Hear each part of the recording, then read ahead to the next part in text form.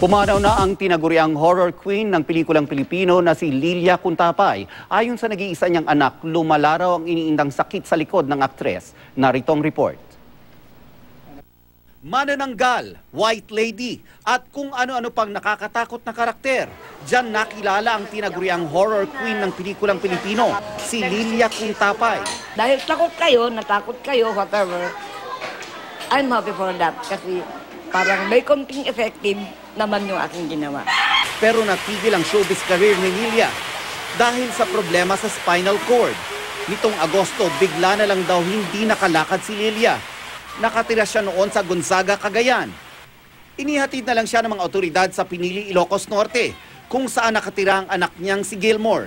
Sa pagbisita roon ng GMA News noong August 7, nagpakitang gilas pa rin si Lilia sa pag-arte kahit nanghihina na. Umapila siya noon ng tulong sa mga nakatrabaho sa showbiz para makapagpagamot.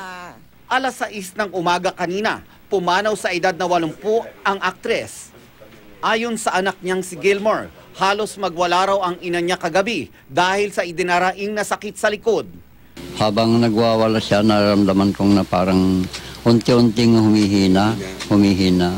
Magdiriwang pa naman sana ang aktres ng 81 kaarawan sa September 16.